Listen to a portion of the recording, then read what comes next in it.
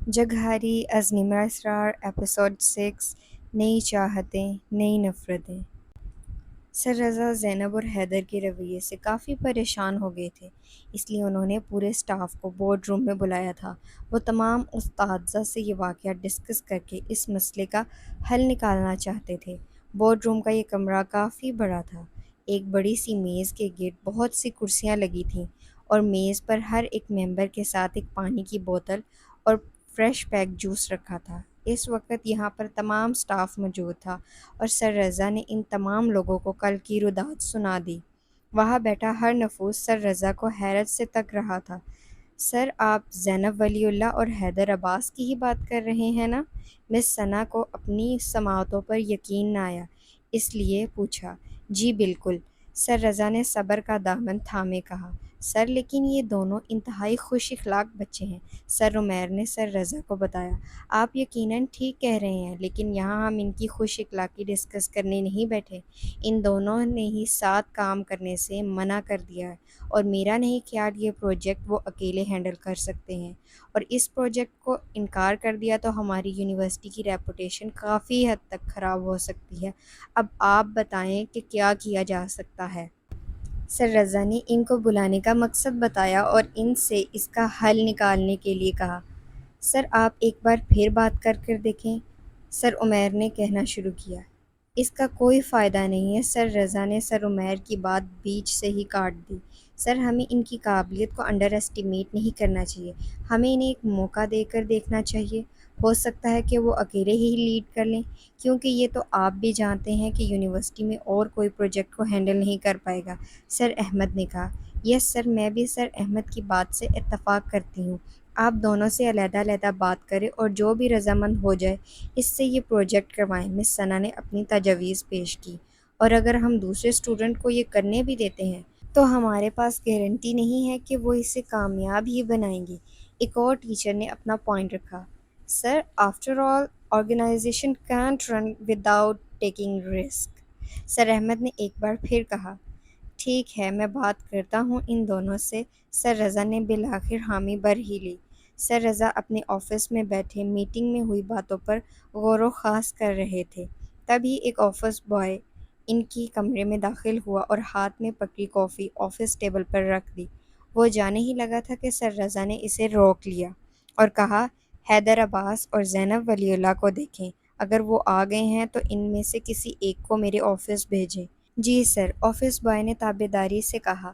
کچھ طالب علم اپنی نشستوں پر براجمان تھے تو کچھ میں ہی گفتگو تھے، سر احمد کا انتظار کر رہے تھے۔ سر احمد ان کو سائیکالوجی کا سبجیکٹ پڑھاتے تھے۔ سر احمد کلاس میں داخل ہوئے تو سب ہی اپنی کرسیوں پر بیٹھ گئے۔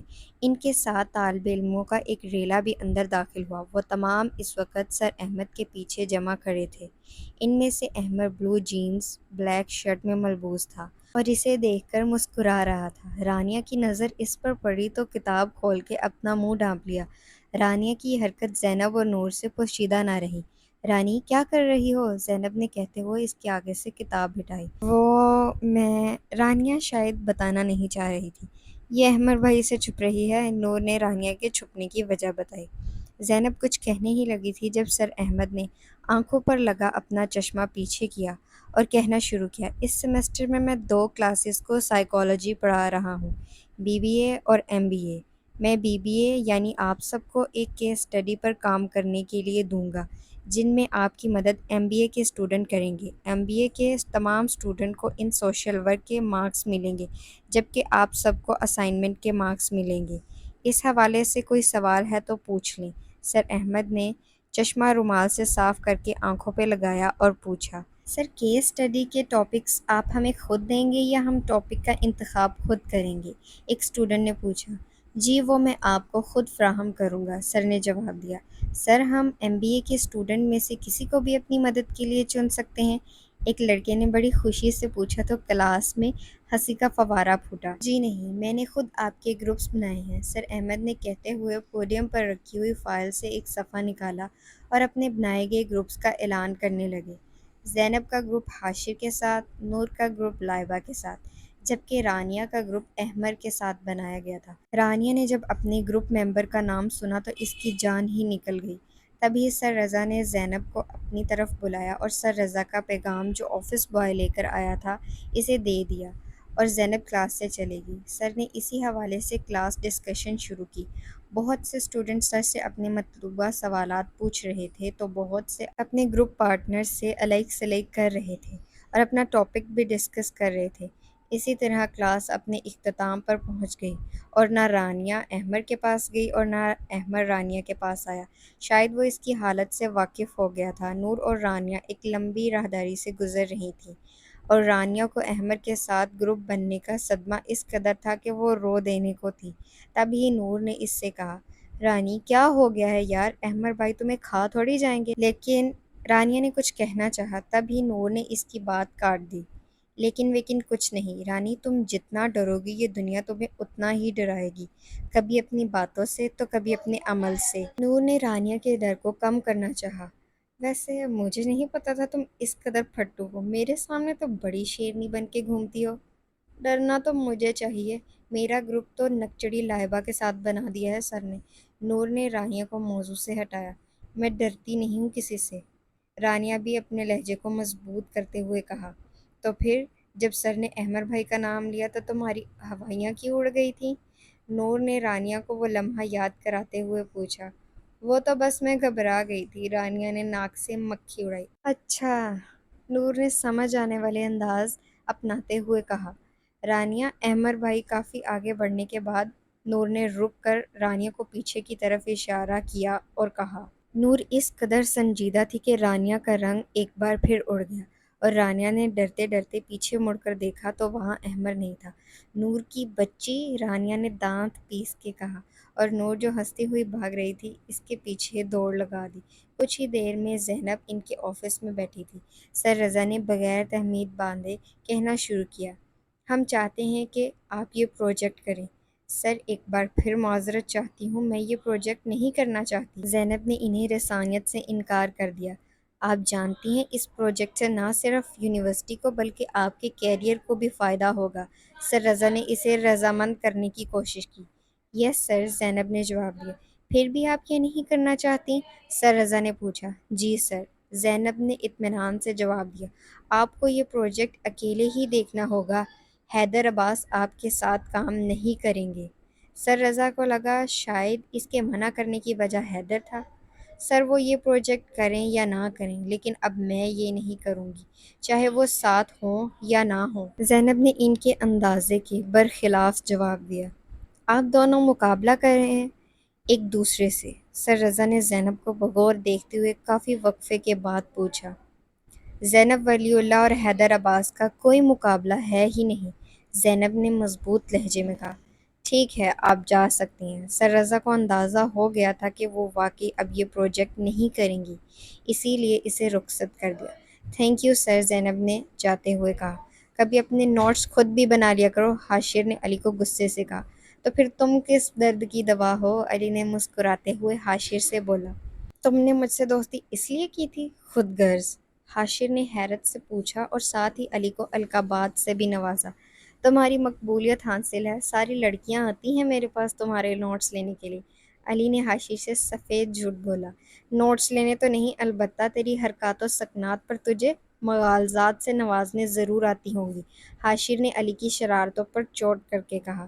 اب تو بچ، علی نے سوچا پر کہا نہیں۔ احمد نے انہیں جھڑکا اور یاد بھی دلایا، تم لوگ جگہ کا تو لحاظ کر لیا کرو، کہیں بھی شروع ہو جاتے ہو۔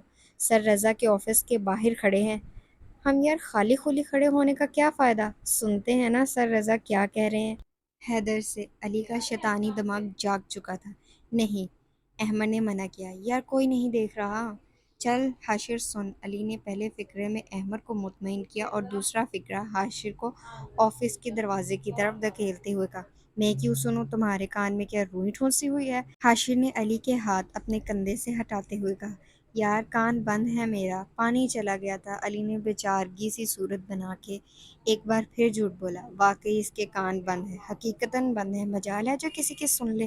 احمد بڑبڑایا۔ علی نے بخوبی سن لی تھی۔ اچھا، اتنا کہہ کر حاشر نے اپنے کان آفس کے دروازے پہ لگا دی۔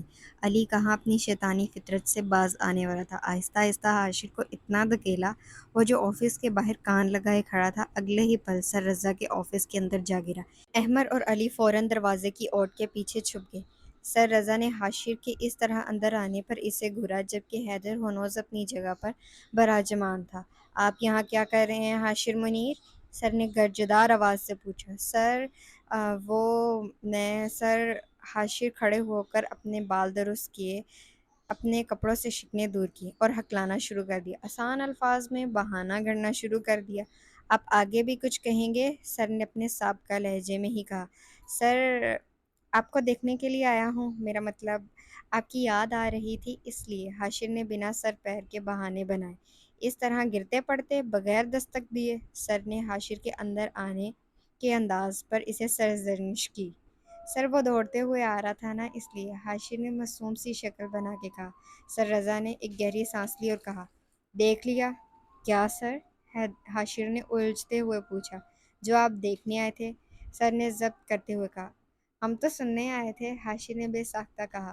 باہر کھڑے احمد نے جہاں اپنا سر پیٹ لیا تو وہیں علی نے اپنے کہکے کا گلا گھونٹا۔ سر کے ماتھے پر شکنیں ابھری۔ سر آپ کی آواز، حاشر نے سنبھلتے ہوئے کہا۔ لیو ناؤ، سر نے لفظوں پر زور دے کر کہا، اور اگلے ہی پل حاشر آفس سے باہر تھا، علی کو کھری کھری سنا رہا تھا۔ وہ الگ بات تھی کہ علی کے کانوں پر جوں تک نہیں رینگی، اور وہ خوب ہنس رہا تھا۔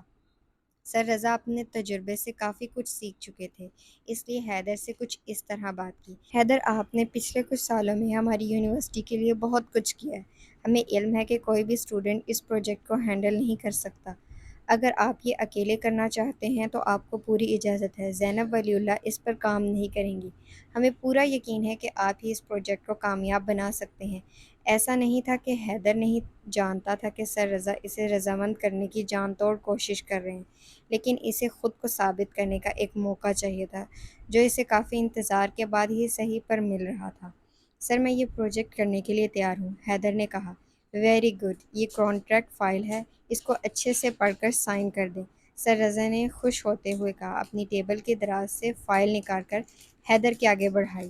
حیدر نے فائل کو تھام کر اچھے سے پڑھا اور پھر سائن کر دیے اور سر کو دے دی۔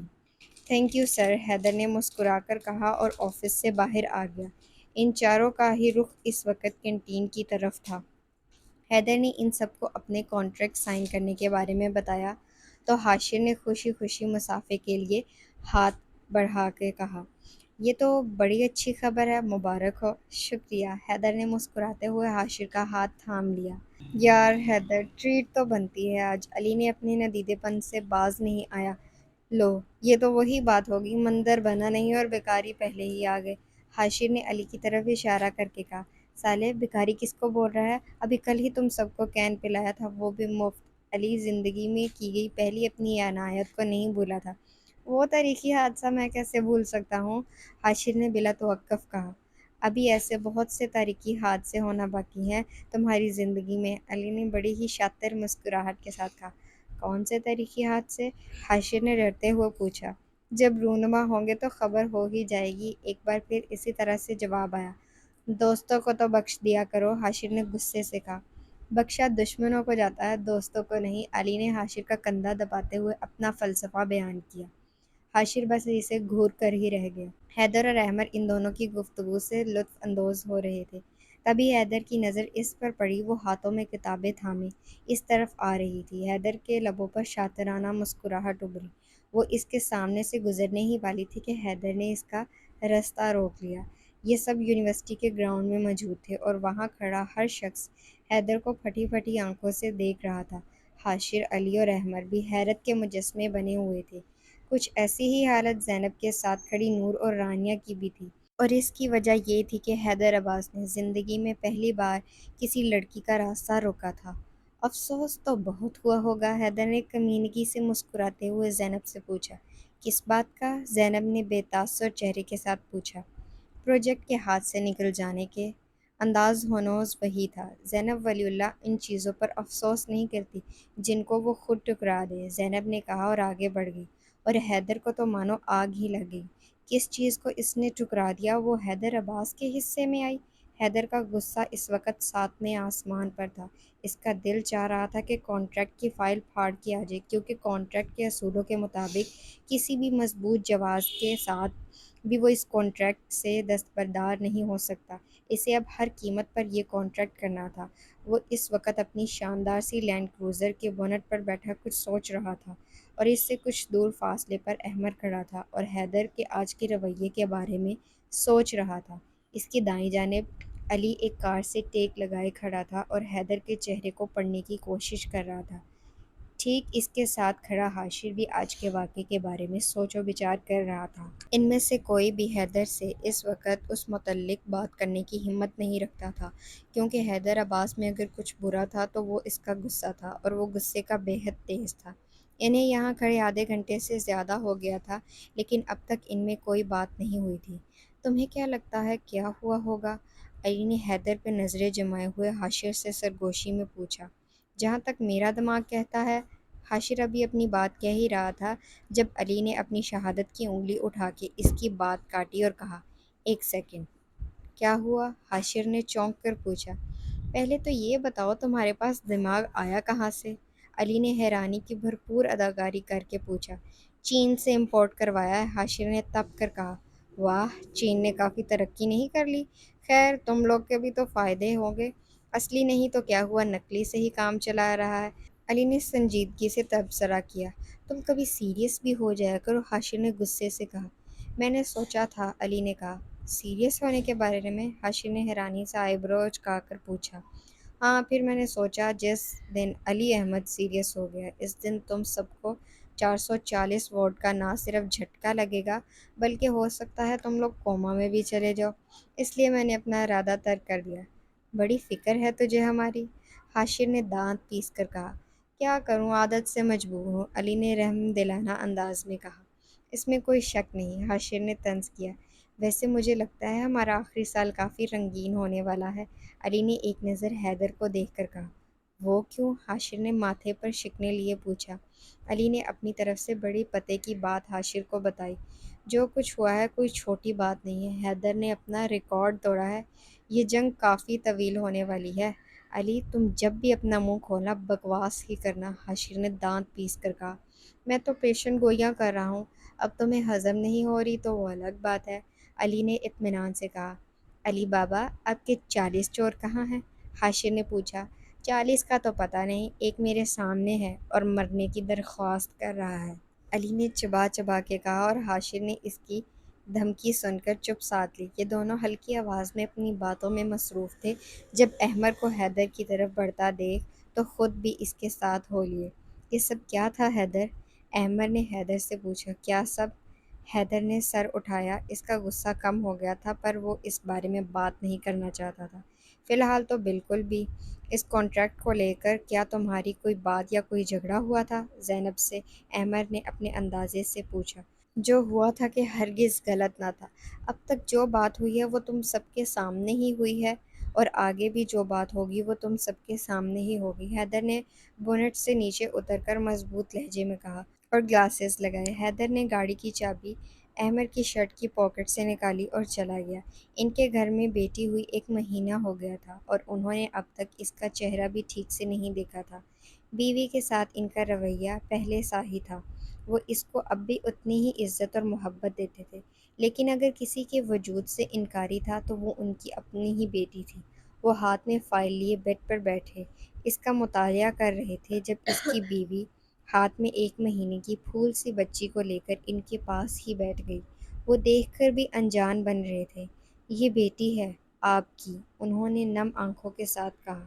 جانتا ہوں، وہ انجان بننا چاہتے تھے لیکن بن نہیں سکے۔ آپ کیا اس سے نفرت کرتے ہیں؟ انہوں نے بھرائی ہوئی آواز میں پوچھا۔ نہیں، پر بیٹیوں کے باپ کے کندھے جھک جاتے ہیں اس معاشرے کے سامنے، انہوں نے توجیہ پیش کی۔ جھکنا تو خدا کو پسند ہے، اکڑ تو مردے میں بھی ہوتی ہے، جو انسان کو انسان بنائے وہ عاجزی ہی تو ہوتی ہے، انہوں نے سمجھایا۔ بیٹی کے باپ کو اس معاشرے میں ڈر ڈر کے جینا پڑتا ہے، انہیں ہر وقت اپنی عزت کا خدشہ لگا رہتا ہے، انہوں نے ایک اور ڈر ظاہر کیا۔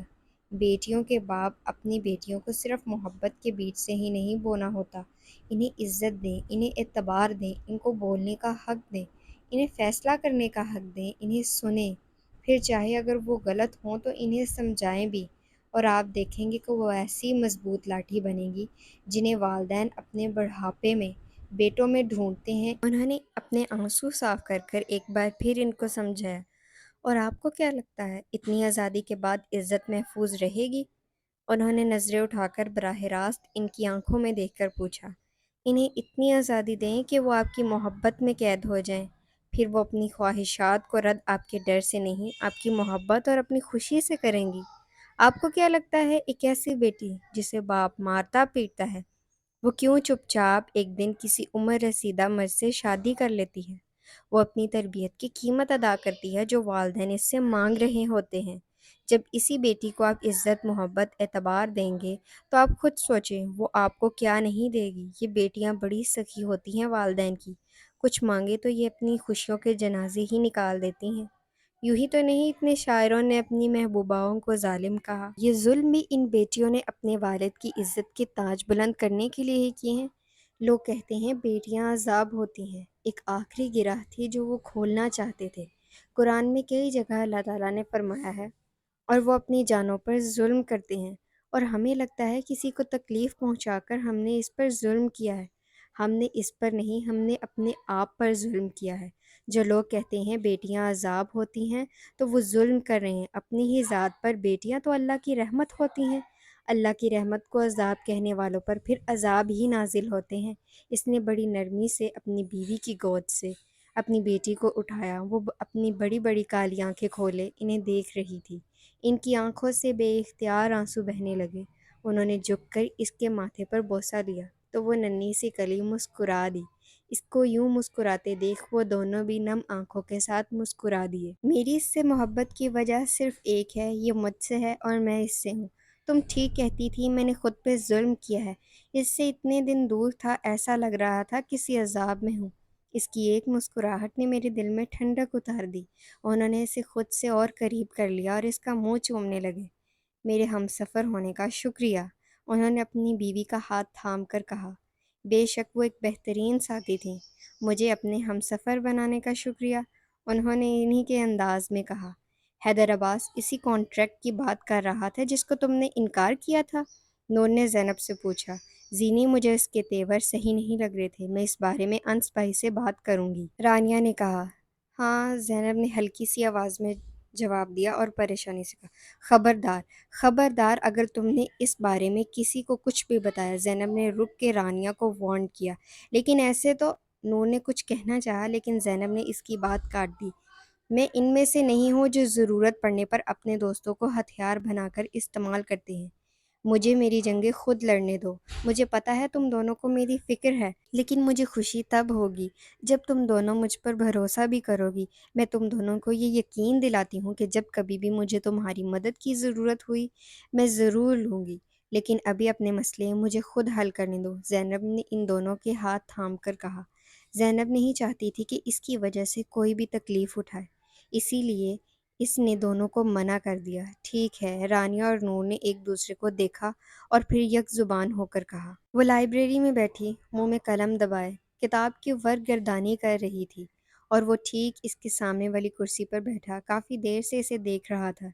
لیکن رانیہ دنیا و مافیہ سے بے نیاز اپنی کتاب میں اتنی دیر مہو تھی کہ اسے دیکھا ہی نہیں تھا۔ اس نے رانیہ کی کتاب پر دستک دینے کے انداز میں بجایا تو رانیہ ہوش کی دنیا میں آئی اور نظریں اٹھا کر دیکھا تو اس کا منہ کھلا، جس کی وجہ سے منہ میں دبا اس کا پین کتاب پر جا گرا۔ رانیہ نے کتاب اٹھائی اور ایک بار پھر فرار کی راہ لی۔ احمد اس کی حرکت پر مسکرایا اور اس کے پیچھے ہی چل دیا۔ اس نے پلر کی اوٹ میں چھپ کر راہداری پر نظر ڈالی جہاں اکا دکا ہی اسٹوڈنٹس چلتے پھرتے نظر آ رہے تھے۔ رانیہ مطمئن ہو کر پلر کے پیچھے چھپی اور ایک گہری سانس لینے کے بعد کہا، بچ گئی۔ بچ نہیں گئی، پھنس گئی آپ۔ احمد کی آواز سن کے رانیہ ایک جھٹکے سے پیچھے ہوئی، وہ اس کے سامنے ہی کھڑا تھا۔ فرار کے سارے راستے بند تھے۔ رانیہ منہ پھلائے اوپر کی جانب دیکھا جیسے اللہ سے کہہ رہی ہو، اسے کیوں بھیج دیا؟ وہ اوپر ہی دیکھ رہی تھی جب احمد نے اسے پہلے عجیب سی نظروں سے دیکھا اور پھر اس کی نظروں کے تعاقب میں خود بھی آسمان کی طرف سمت کرتے ہوئے دیکھا اور وہاں کچھ نہ پا کر رانیہ کو دوبارہ مخاطب کیا۔ جی آپ، میں نے تو آپ کو دیکھا ہی نہیں۔ رانیہ جان بنی۔ مس رانیہ جی، وہ تو آپ جن دیکھ کے بھاگی تھیں۔ احمد نے اپنی ہنسی دبائی اور اس کا دیا ہوا لقب اسے یاد دلایا۔ رانیہ اس کی بات پر جھنک گئی۔ خیر، ہمیں سر احمد نے کام دیا تھا جو ہمیں ساتھ کرنا ہے، میں اس سلسلے میں بات کرنے آیا ہوں۔ دیکھیں، اگر آپ ہماری پہلی ملاقات کے حوالے سے کوئی ڈر ہے تو اسے اپنے دل سے نکال دیں۔ میں ہرگز ان مردوں میں سے نہیں ہوں جو اس طرح کی چھوٹی چھوٹی باتوں پر انتظامی کارروائی کرتے ہیں۔ اس دن جو کچھ بھی ہوا، میں مانتا ہوں غلطی میری تھی، مجھے اتنی جلدی ری ایکٹ نہیں کرنا چاہیے تھا، اور مجھے اچھا لگا آپ میری باتوں میں نہیں آئیں۔ ہم دونوں ہی اسٹوڈنٹس ہیں اور اسٹوڈنٹس لائف میں یہ سب چلتا رہتا ہے۔ آپ بے فکر ہو جائیں، میری طرف سے میں آپ کو کوئی نقصان نہیں پہنچاؤں گا، کیونکہ میں عورتوں کی عزت کرنا جانتا ہوں۔ احمد نے رانیہ کو اپنی طرف سے مطمئن کرنا چاہا اور وہ اس میں کامیاب بھی ہو گیا۔ یقیناً آپ کو عورتوں کی عزت تو کرنی آتی ہوگی، لیکن کیا آپ کو لڑکیوں کی عزت کرنا آتی ہے؟ رانیہ کو احمد کا عورت کہنا بے حد ناگوار گزرا۔ جی الحمدللہ۔ احمد رانیہ کی بات پر چونکا اور دھیمے سے مسکرا کر جواب دیا۔ اگر آپ اجازت دیں تو ہم چلیں کام کرنے؟ احمد نے پوچھا۔ کہاں؟ رانیہ نے ماتھے پر شکنے لیے پوچھا۔ جہاں سے آپ ابھی بھاگ کر آئی ہیں، احمد نے مسکرا کر کہا۔ جی ضرور، رانیہ نے اعتماد سے کہا اور آگے بڑھ گئی۔ السلام علیکم، حاشر نے زینب کو مخاطب کیا جو بریک ٹائم میں کلاس میں ہی تھی اور اپنے رجسٹر پر جھکی کچھ لکھ رہی تھی۔ زینب نے گردن اٹھا کر آنے والے کو دیکھا۔ کالی آنکھیں، کالے بال جو کہ جلد سے سیٹ کیے گئے تھے، گندمی رنگت، یہ لڑکا رائل بلو شرٹ اور بلو ہی جینز زیب تن کی، ہونٹوں پر دھیمی سی مسکراہٹ لیے اس کے جواب کا منتظر تھا۔ زینب نے اسے پہچان لیا تھا، اس نے اکثر اور بیشتر حیدر کے ساتھ ہی دیکھا تھا۔ وعلیکم السلام، زینب نے عذلی بے نیاز سے جواب دیا اور ایک بار پھر اپنے رجسٹر پر قلم چلانے لگی۔ ایسا نہیں تھا کہ حاشر اس کی اس طرح اگنور کرنے کی وجہ نہیں جانتا تھا۔ ظاہر ہے وہ حیدر کا دوست تھا اور حیدر نے اس کی راہوں میں پھول تو بچھائے نہیں تھے کہ وہ اس سے خوش دلی سے بات کرے، اور حیدر کا دوست ہونے کے ناطے وہ حاشر کو بھی اسی زمرے میں لے رہی تھی۔ مس زینب، میں حاشر منیر ہوں، مجھے سر احمد کے پروجیکٹ کے سلسلے میں بات کرنی تھی آپ سے۔ حاشر نے ایک بار پھر بات کرنے کی کوشش کی۔ بولیں۔ زینب نے رجسٹر میں پین رکھ کر اسے بند کیا اور پوری طرح سے اس کی طرف متوجہ ہوئی۔ سر احمد نے اسائنمنٹ دیا تھا آپ کو جس میں میری کارپوریشن کا کہا تھا، بس یہی پوچھنے آیا ہوں ہم کب سے کام شروع کر سکتے ہیں؟ آپ بتا دیں جیسا آپ کو مناسب لگے۔ حاشر نے شائستگی سے پوچھا۔ اس کو اس طرح کی ناقدری پر غصہ بھی آیا، زینب پر نہیں حیدر پر۔ وہ کیوں اس کو تنگ کر رہا تھا، کیوں لڑ رہا تھا؟ ظاہر ہے کوئی بھی لڑکی ہوتی تو وہ یہی کرتی۔ زینب کو یہ لڑکا اچھا لگا، وہ کتنی عزت سے بات کر رہا تھا، اور کہاں حیدر جسے بات کرنے کی بھی تمیز نہیں تھی، اور پھر اس کو اگنور کرنے کا کیا فائدہ؟ غلطی تو حیدر کی تھی نا؟ زینب نے سوچا۔ جی میں نے بنا لیا ہے، آپ چیک کر لیں ایک بار ٹھیک ہے یا نہیں؟ زینب نے بیگ سے اپنا اسمال سائز لیپ ٹاپ نکال کر اس کے سامنے رکھ دیا۔ حاشر کو دھچکا لگا۔ کیا کل ہی تو سر احمد نے اسائنمنٹ دیا تھا اور یہ لڑکی بنا بھی لائی؟ یونیورسٹی میں اس کی قابلیت کے چرچے تو سنے تھے، پر یہ قابلیت کبھی اپنی آنکھوں سے نہیں دیکھی تھی۔ حاشر نے جلدی سے نشست سنبھالی اور لیپ ٹاپ پر نظریں جمائی۔ زینب نے ایک فائل اوپن کر کر دی تھی۔ وہ چند سیکنڈ یوں ہی اسکرین کو دیکھتا رہا اور پھر زینب کی جانب پھٹی آنکھوں سے دیکھا۔ کیا ہوا، کچھ غلط ہے کیا؟ زینب نے اس کے دیکھنے کے انداز سے پریشان ہو کر پوچھا۔ یہ آپ نے بنایا ہے؟ حاشر نے اپنے تاثرات کو نارمل کر کے پوچھا۔ جی۔ کتنے وقت میں؟ حاشر کا اشتیاق بڑھا۔ کل رات میں۔ اب آپ بتائیں گے بھی کیا ہوا ہے؟ زینب نے جھنجھلا گئی تھی، لیکن پھر بھی اپنے لہجے کو حتی المکان نرم بنا کر کہا۔ It's totally perfect, not just perfect, it's more than perfect. Hashir نے اپنے جملے کی توسیع کرتے ہوئے شائستگی انداز میں کہا۔ آج یقین آ گیا آپ کی قابلیت پہ، حاشر نے زینب کو دیکھتے ہوئے کہا۔ کیوں، پہلے نہیں تھا کیا؟ زینب نے مسکراتے ہوئے پوچھا۔ حاشر نے اس کی مسکراہٹ دیکھ سوچا یہ لڑکی مسکراتی بھی ہے۔ نہیں ایسا نہیں ہے، لیکن تب صرف سنا تھا، آج دیکھ بھی لیا۔ حاشر نے مسکراتے ہوئے کہا۔ آپ کا لیول ہی الگ ہے۔ آپ کو میری کیا کسی کی بھی مدد کی ضرورت نہیں ہے؟ پتہ نہیں سر احمد نے کیا سوچ کر مجھے آپ کی مدد کے لیے چنا؟ حاشر نے مسکراتے ہوئے کنفیوزڈ انداز میں اپنے بال کھجائے۔ شاید اس لیے کہ آپ مجھ سے کچھ سیکھ لیں۔ زینب نے سنجیدگی سے کہا۔ ہا ہا ہا، ہاں یہ بھی ہو سکتا ہے، لیکن آپ نے مجھے کچھ سیکھنے کا موقع ہی نہیں دیا، حاشر نے زینب کا مذاق سمجھتے ہوئے کہا۔ انشاءاللہ آئندہ، زینب نے مسکراتے ہوئے کہا۔ میں حیدر کی طرف سے معافی مانگتا ہوں، وہ جو بھی کر رہا ہے ٹھیک نہیں ہے، لیکن آپ یقین کریں مجھے بالکل علم نہیں ہے وہ یہ سب کیوں کر رہا ہے۔ حاشر نے سنجیدگی سے اپنی بات مکمل کی، اور زینب نے تحمل سے اس کی ساری بات سنی، اور پھر کہا، معافی کبھی بھی کسی کی طرف سے نہیں ہوتی، اور نہ ہی کسی کی طرف سے قبول کر لی جاتی ہے۔ غلطی جس کی ہے، معافی بھی اسے ہی مانگنی چاہیے، آپ کو اس میں شرمندہ ہونے کی ضرورت نہیں ہے۔ اللہ حافظ، زینب نے کہتے ساتھ اپنا بیگ شانوں پر ڈالا اور مسکراتے ہوئے کہا، اور کلاس سے باہر چلے گئی۔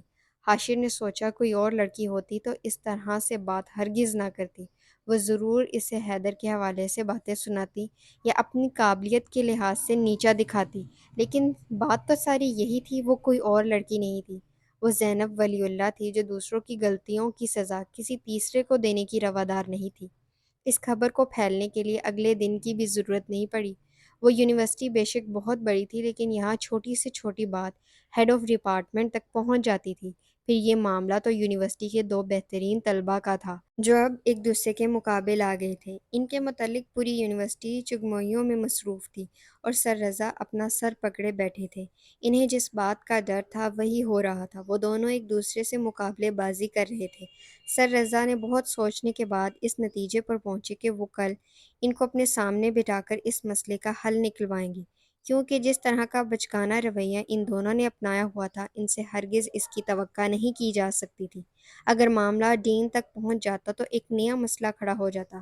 اگلے ہی دن سر رضا نے ان دونوں کو اپنے آفس میں بلایا،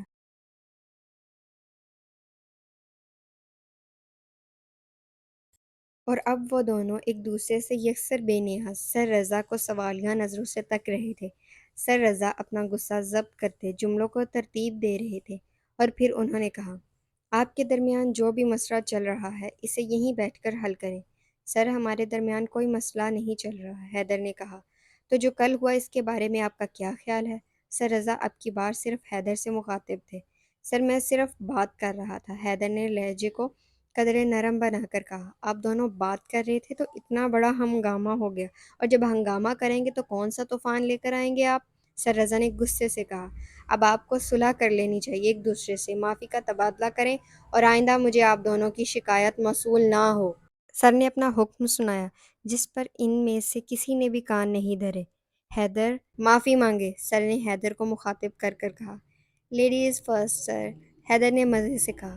اس کے یہ کہنے پر زینب نے سر اٹھایا اور سر کی جانب دیکھا جو اس سے کہہ رہے تھے، لیکن سر نے زینب کی بات بیچ میں ہی اچک لی۔ زینب معافی مانگے، سر نے تہمکانہ لہجے میں کہا۔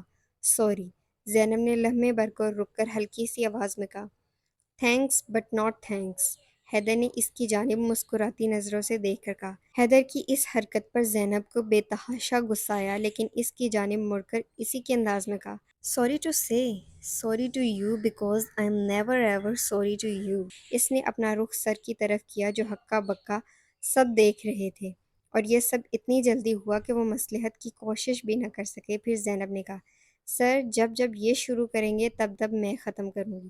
میں آپ کو صرف اس بات کی تسلی دے سکتی ہوں، آپ مجھے کبھی بھی پہل کرتا نہیں پائیں گے، اور تمہیں کیا لگتا ہے مجھے تم سے بات کرنے کا شوق ہے؟ حیدر اب براہ راست اس سے پوچھ رہا تھا۔ وہ تو نظر آ ہی رہا ہے، وہ یہ کہہ کر رکی نہیں۔ حیدر عباس مٹھیاں بھینچ کر رہ گیا۔ اس نے کمرے میں داخل ہو کر زور سے اپنا ہینڈ بیگ بستر پر پھینکا۔ وہ غصے سے پاگل ہو گئی تھی جب سے اسے کل کے قصے کے بارے میں پتہ چلا تھا۔ جب یہ ہوا وہ وہاں موجود نہیں تھی، اور اگر ہوتی بھی تو اس میں یا کسی میں بھی اتنی ہمت نہیں تھی کہ حیدر عباس کے سامنے کھڑے ہو کر اس سے سوال کرے۔ ایسا نہیں تھا کہ وہ واقعے کی نوعیت سے واقف نہیں تھی، لیکن حیدر عباس کو وہ ہمیشہ اپنا سمجھتی تھی، اور اب زینب ولی اللہ ان کے بیچ میں آ رہی تھی جو کبھی ساتھ تھے ہی نہیں۔ اس نے ٹھان لیا تھا کہ وہ زینب کو اپنے راستے سے ہٹائے گی۔ اسے حیدر عباس کی زندگی میں کوئی بھی لڑکی دشمن کے روپ میں بھی قبول نہیں تھی۔ زینب ولی اللہ، تم نے اچھا نہیں کیا، دشمنی میں ہی صحیح، مگر تم حیدر عباس کی توجہ کا مرکز بن رہی ہو۔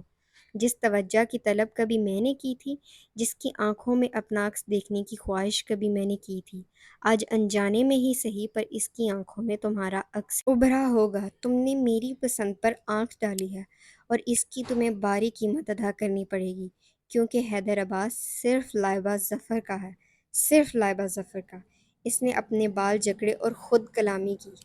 اگر آپ کو ناول اچھا لگے تو اسے لائک کریں، شیئر کریں، کمنٹ کریں اور سبسکرائب کرنا نہ بھولے گا۔ اللہ حافظ۔